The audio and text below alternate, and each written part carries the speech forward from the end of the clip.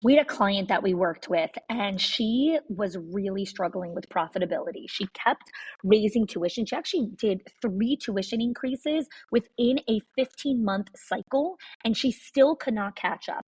So I helped her work with our 6 money leaks in schools, and she only used 3 of the 6 money leaks and cut her expenses by 50%. 50.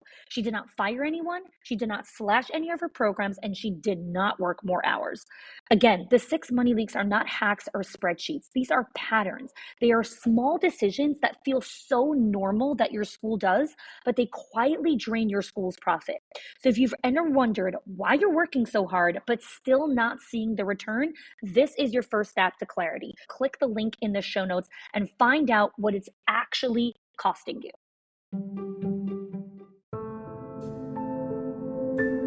It was February of 2020 in Seattle, Washington, when the first positive COVID case came to light. As the rest of the nation went about their regular lives, Kerstin Brinson, who's the executive director at Kids Center, felt disbelief and shock as she bared witness to people going about their regular lives, while the virus was already wreaking massive havoc on her 2 locations.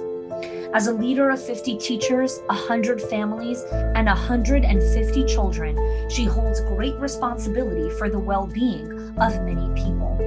On top of that, Kerstin is wife to Jimmy and mother to Jenna, who is 22, and Cassidy, who's 6, both who come to the centers every day.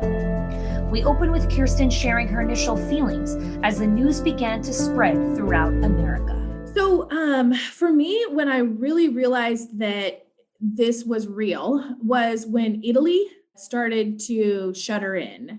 And that was such an aha moment that they were telling all of their country or their residents, like, stay inside. And it felt so like sometimes you hear that in different countries, you're like, oh yeah, this is happening. But then because we had a case in Seattle, it really like set the alarm bells. Like, whoa, did you hear that Italy is like, they're staying inside their homes, they're not coming out. And then now all of a sudden we have that first case in Seattle. And that really felt like oh, this is stateside. This is real. This could be us. And then it just progressed so quickly. It was like a matter of days that all of a sudden, it wasn't just Italy, it was us.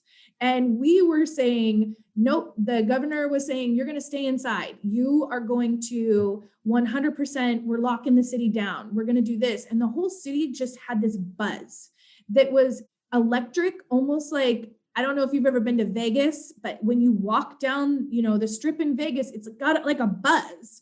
That's how Seattle felt, was very like something's happening, which was scary, but also surreal. Like you didn't believe that this was really happening. What really happened was when our governor locked the state down, and the governor said, we have a nursing facility that had 36 cases. We were the state that had that it just blew up, and the military started rolling into town, and they set up like a hospital triage on our football stadium.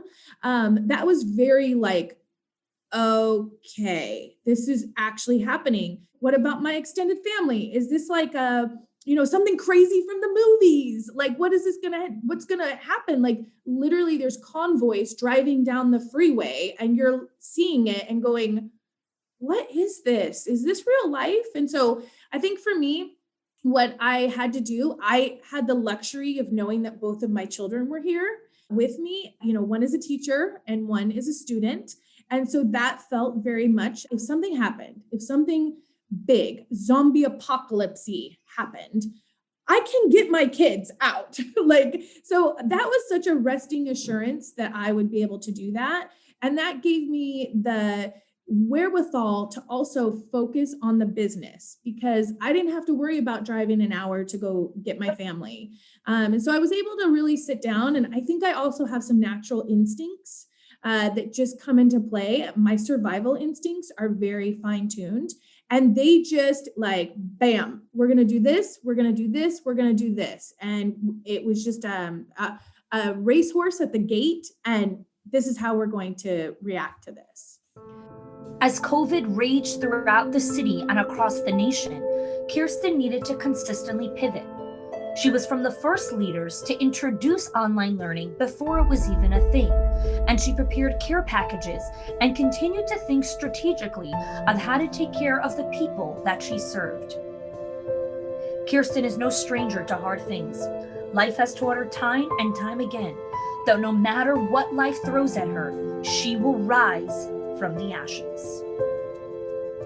So I am a foster child. And so for me, I think that, I had a really rough childhood, grew up in a rough, apartment complex, that kind of thing. And so I just learned early on, that survival instinct of, no matter what, I'm going to get out alive. My friends joke that, if there's an apocalypse or something, like they want me on their team. Like I'm the one that everyone's like, no, well, we're going where Kirsten's going. And I think that also conveyed to my teachers, because when that happened, everyone just said, Kirsten will know what to do. And it's just a quality that I have, that people just look at me and say, well, I'm going to go where that captain goes. I want to highlight here for those of you that are listening, and you're listening to Kerstin speak, and you're like, God, that's such a badass of a woman. And she is. But I also want to talk about those instincts are badges of honor. Those are scars and dirt under her fingernails and bruises that she's earned throughout her life experiences. What I want you to take from that is understanding that when you walk through hard things, if you take the time to close that feedback loop, it will be armor for you as you go into the next challenge and crisis. So I think one of the reasons you're able to mobilize so quickly is because life had taught you all of these things, and you opened that resource bank and said, I need you tools. Like, you have served me once time in my life. I need you again. You need to show up for me again in this moment.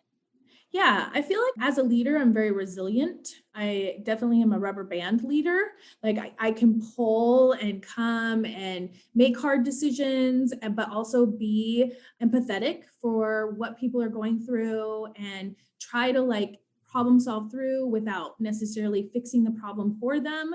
There's also just a time in life, and I think COVID was one of those times where you just have to suit up. And those badges, really, it's like a soldier where you just have the bands on your arm. Like my bands came out, where I was like, nope, I'm the colonel. Let's do this. Because somebody has to be that person. And there's so many, I felt so passionate for my teachers who were looking at me saying, like, what are we going to do? And they're worried about their livelihood. Several weeks into lockdown, as government made announcements of a stimulus package and relief, many school leaders looked at this as a sign that help was on the way. But Kerstin had to make decisions about employment before those announcements ever came to light. She had to dig deep into her resource bank to make these decisions. When the governor went on and said, we're going to close everything for 2 weeks, and we don't know what the government's going to do yet. You have to remember, Seattle was already 2 to 3 weeks ahead of everyone else. Sure. When this all happened. And so those big government decisions about stimulus checks and unemployment and all of that hadn't been made. There was no reassurance at that point. So our city was already in the funk of it. And then we're saying, don't worry, we're still going to pay you. No matter what, you're going to have that paycheck. I'm going to make sure you have food in your belly. And that's really the kind of leader that I think they needed me to be, because the fear was going to take over, and that would have created a bigger situation for all of those teachers and the children. At the end of the day, when teachers are emotionally stressed, all it's going to do is impact the children. I want to speak to the person who's listening, who's probably asking herself, how did you trust your decision making? Yes, you've been through hard things. Yes, you've been through hard moments. And so you naturally stood up as like, I'm going to take us through this crisis. But there was so much conflicting information coming from every single news and media and a health outlet. How did you discern what to listen to and understand this is the decision we're making, and trust that this is the best decision I made in this moment? And when I need to change it or when I need to course correct, I'll do that then. One of the bigger decisions that we decided, my husband and I, in April was to stop watching the news. We decided as a family that watching the news was not in our best interest. We needed to outsource information from credible news sources. And I think that that was such a huge weight off of our family's shoulders because I lean Democrat. My husband is a solid Republican. And so we are house divided. And so we would watch the news and feel frustrated, and we're frustrated with each other. And then also too, you don't know what to believe. And so then you're trying to form decisions based off of media. And then you've got social media and you've got all of that. So as a family, we just came together and said, number one, we're not going to argue about it. Things about COVID, about vaccines, about elections, about riots, about anything. We're not going to argue about that. We both have very different stances on this. Mm-hmm. But we are, if you read something that you feel would pertain to my employment, I will share with you. And if I feel like I've read something that will pertain to yours, vice versa. I think that was really a pivotal moment in our marriage as well, for us to look at each other and say, this is bananas. We're waking up at 5 a.m., we're watching the news, and we're going to work frustrated about stuff we don't even know is true. And then how do you make decisions throughout the day? How do you carve out these big, high-level decisions when I'm already kind of irritated about information that is probably fake news? I think for me, it was really having the emotional intelligence to take this step back and go, we have to stop. We can't fall into this trap. And then seeking out the information and going to the right, news sources and not being inundated. That really helped us as a couple, but also as a leader. It really helped me know that he had my back. There was somebody in my corner who was trying to help me. And then there's, I'm doing the same for him. He works for the government. So I also had to okay, well, what kind of information are you getting? So there was that piece as well. I think what's critical here is you had the discipline to say, in order for me to show up well over here, this is a conscious thing that I need to say no to, because that will give me emotional and mental bandwidth to make these big decisions here. I do think every leader ultimately has the strength inside of them to make really hard choices. I think the leaders that flounder versus the leader that rise up is the one who has more emotional bandwidth and capacity. And a lot of that has to do with, what are you feeding your brain? What are you filling your mind with? The COVID-19 pandemic brought to the forefront many mental health challenges across the world. For many teachers, they've been struggling with this concept for a long time, and COVID just exacerbated all of it.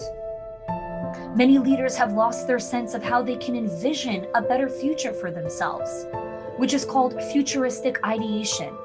It's our ability to protect ourselves against suicidal thoughts, where we can travel into the future and realize that the current state of our condition is temporary. Change is a constant, and there is a brighter and better future. But that's hard to do when we're bogged down with a consistent mental health struggle. Studies have shown that depression has tripled in US adults just in this year alone, with an increase in anxiety and suicidal behavior. Kerstin worked hard before COVID to create a great culture, a place where her team felt safe. As the daily high-stake decisions and the constant change of pivoting weighed on herself and her leadership team, social unrest broke out in the country. Seattle once again became the eye of the storm. As she slowly bared herself from that saga and brought safety and security back to her team, Kerstin was hit yet again, this time with a personal tragedy, with her mom's passing.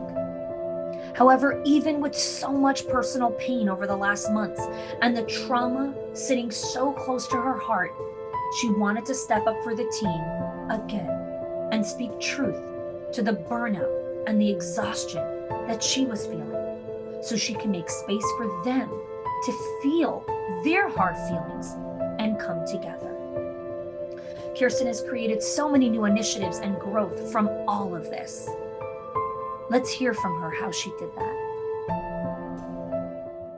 I think before COVID, we were on a clear path we had gratitude challenges that our managers were conducting for our staff. We were really laser focused on making sure that gratitude was a foundation within the culture of our schools. And at that time, we only had two. Throughout COVID, we actually are now at four because we made some, decisions to help get us through. And those two schools were very focused on gratitude. It was really part of who we were as a company. I definitely could see that play out when the whole pandemic kind of hit. Everyone kind of gelled together. They were very thankful for employers who stepped up and continued to pay them and let them work at home. And we created systems where the people when we decided we were going to reopen, if you weren't ready to come back to work, we, had a program that you could go into where you could get 75% of your paycheck versus 100. My mother passed away, which brought up a huge amount of childhood baggage that just kind of resurfaced right in the middle of not only is work bananas. My sister gave birth to preemies. They were in the ICU for 123 days. There was just a lot of family stuff too. And I think for me, what I really try to focus on is I have a unique ability to compartmentalize. When I'm at work, I'm at work. And when I'm at home, I'm at home. And that I know that people always say, you have to leave your home life at the door. I actually can. And I really work hard at it. So Seattle definitely struggled with the social injustice. We had protests every single day. We still do. We lost a part of our city. And so there was a lot of, military again coming in. The military came in for the COVID part and then they left and now they came back in again. There was a lot of police unrest. There was a lot of, just a lot going on in this city. And we are located downtown, right in the, on the fringe of where that was all happening. So, for me, when that started to happen, to be honest, I was like, you gotta be kidding me. Are you kidding me right now? I just hopped over a hurdle and now I got to do this. Again, it was one of those things where you just have to say, I don't have the opportunity to just lay down. I'm never going to be the person that just gives up. So at that point, we really started to think as a company, what can we do as a company to address this? We implemented a new program within our curriculum called Teaching for Change. That is where the teachers choose a book and they develop curriculum based off of a social topic. And we really are infusing our curriculum to just go that extra mile of it starts with kids. Everything that we believe firmly as a company, that the only way for us to make a difference in this country, in this world, we have to start with these children and we have to show kindness. We have to teach kindness. We have to teach what equality looks like. We have to teach these topics. And if we don't, then we're part of the problem too. We also went back and we reformed some of our policies. So now all of our staff have a floating holiday that they can use for anything that they want. If you want to use it for Juneteenth, feel free. If you'd like to use it for Indigenous Day, feel free. You don't have to use a vacation day. We want to honor people's cultures, beliefs, and where they're at. And so we're really trying to be progressive as a company. And I think that I don't know necessarily if that would have happened. I think we would have just continued to have our standard, you get 2 weeks of vacation. I think it caused us all of that unrest and, social injustice and the protests and, all of that. It happened and it caused us to take a step back and say, are we doing everything that we could be doing? Let's check our hiring practices. Let's look at our diversity in our classrooms. Let's really, are we teaching topics that are really impactful to children? So it's also changed who we are as a company. And I'm really proud of that because it also takes a lot of courage during a year that you're already exhausted, all of your courage and bravery to step back and say, is our curriculum enough? Is our hiring practices enough? Are we really are we game changing enough?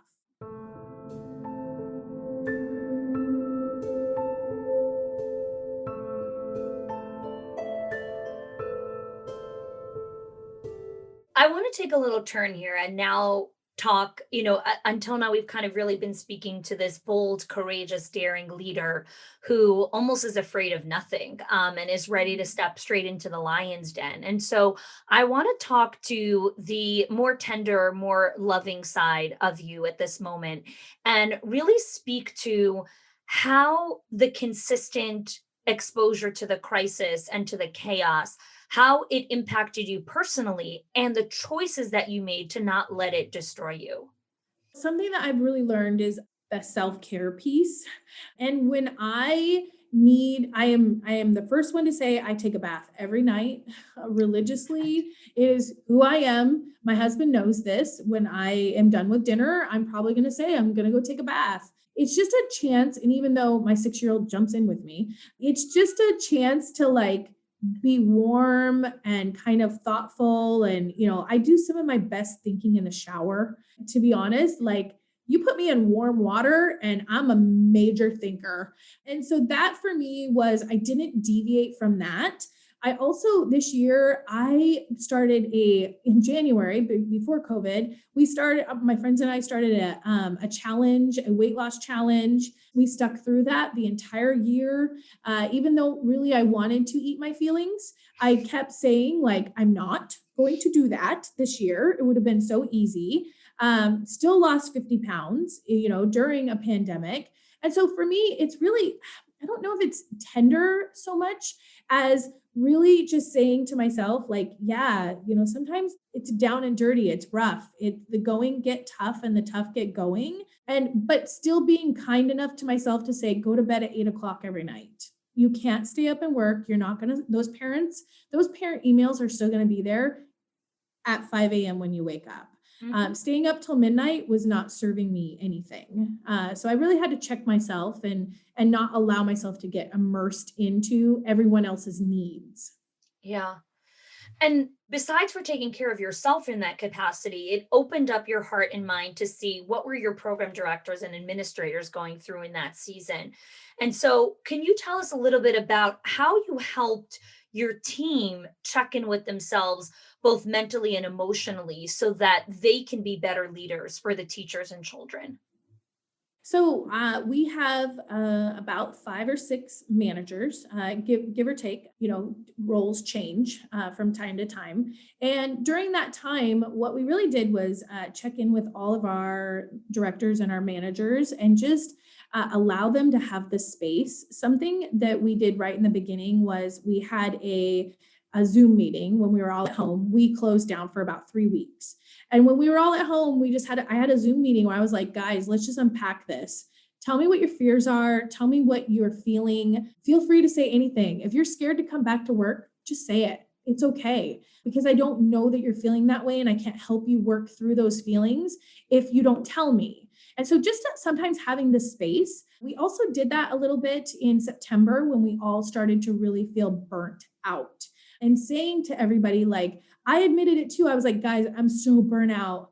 I never in my life have I ever said the words, I am burnt out. I am toast right now. And just being able to have them hear me say, I'm at max capacity right now. They all sat at the table and were like, yeah, us too. And then it just, we got up and we said, we can still do this, but we had to acknowledge it. There's something powerful in just saying, like, tell me what's going on with you. I'm not going to be mad at you.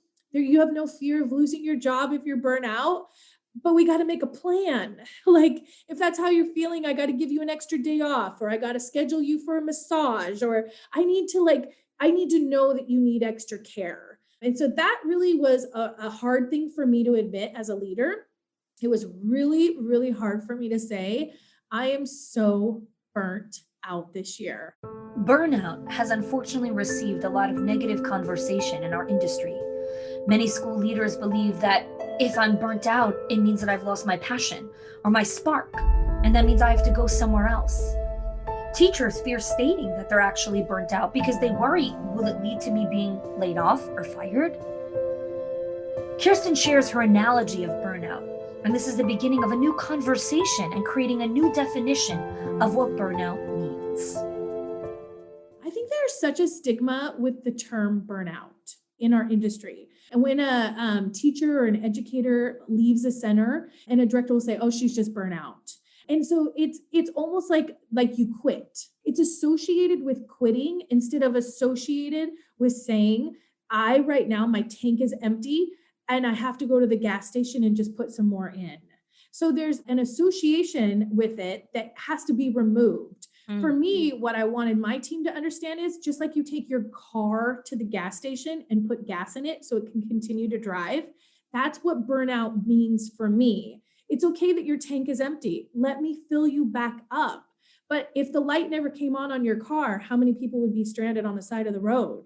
Empty, right? So there has to be indicators that tell you now's the time to fill up. And I think that there was such a, as a leader, I'm so strong and I'm expected to be strong my whole life as a foster kid, with siblings, and you have to be strong. And so that was really hard for me to just say, this year has kicked my butt. I'm empty. And then not give up, just say, okay, what next? And how can we fix this?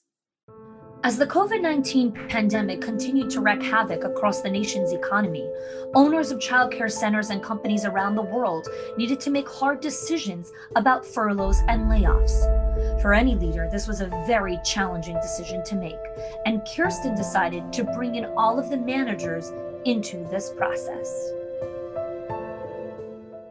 I think as a group, how we looked at manager responsibilities, delegation, what's important for our company, values, mission, goals, just so that we could really think to ourselves, like, how are we going to make these hard choices? Like, it is hard to decide who are you going to lay off. Those are intense conversations. But we included all of our directors. That's not just an upper level decision. They needed to be included in that. They needed to be able to say, like, I feel passionately that we need to keep this person. And those were some decisions that had to be made this year, not because we wanted to necessarily lay people off. We had to make those decisions so we could continue to be a business. And that's where your business acumen has to kick in sometimes, where you just say, like, I got to do this. There's a lot of strategy involved. And I think what I'm the most proud of for my team is that those directors really stepped up and started to showcase the skills that they had. And when they were falling down, then we were saying, okay, well, now how are we going to build you back up? How are we going to get you to that point? And then when you think of yourself, the Kerstin in January of 2020, I mean, I know the Kerstin of 2019 and the Kerstin of 2020. Who is Kerstin in 2021? Who is she? What is she most proud of? And what is she looking forward to that's on the horizon for her? It was a huge aha moment when we decided to open up, not only negotiate a new lease on a building and built an entire new program for kindergartners. And then we decided, okay, well, now we're going to do it for school agers. So taking our space from 2 locations to 4 within 1 year was such a huge moment for me to realize I'm a very brave, courageous leader. And I think that that's where I really looked at myself and thought, okay, I have the ability to strategically look at information and data and make decisions that will impact the entire projection of a company within a year and save 30 families from leaving us because they didn't know what to do. And I can do that. And I know my instincts are on point. I know how to do this. I know how to open programs. We opened our kindergarten in like 4 days, built it, negotiated contracts, all of that within a month. And it really was just a huge moment for me that school teaches you a lot, but life teaches you even more. And being able to like put boots on the ground and say, yeah, we're going to do this. We're going to save those families. We have to save that tuition and negotiate contracts and find buildings and go to landlords and talk to, state licensing. That can be done. It can, but you got to know how to do it. And my instincts were just so on point. And I think this year, I just really have realized that I am a very brave, not brave like Brene Brown brave. I'm not talking about that. I'm talking about just brave in a different sense of like, you have to be willing to take risks. Like, what if those families would not have said yes to our kindergarten? We negotiated contracts. We hired teachers. What if they didn't agree to stay? And so like having the ability to call all those families and say, hey, your kindergartner is going to suffer most likely by remote learning. Let me help you. I have a program I can give you. Same price, same tuition point. Nothing changes in your life.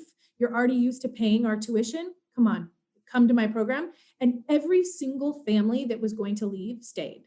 And we kept their siblings. And that was the other icing on the cake. I can't lose your siblings. And so being able to look at that and take that data in and say, yeah, we can do this and make it work was just a huge aha moment that I can make those things happen. Kerstin is brave, and she's a daring leader who made daily and sometimes hourly decisions to trust her skills. Kerstin had done the reps. She's had hard conversations. She's done the work. And so when these hard moments came, she was ready. For the leader who's listening, I hope you take inspiration. I hope that you find from this conversation that with hard work, with discipline, and the focus on the right things, you can achieve what you're setting out to build. Remember, everything that you need is inside of you. Right now, Kerstin and I would love to hear from you in our Facebook group, the Schools of Excellence Lounge. What are your insights and aha moments or light bulb moments from our conversation together? And are there any follow-up questions that you have for Kerstin? We'd love to hear from you. Thanks again for listening.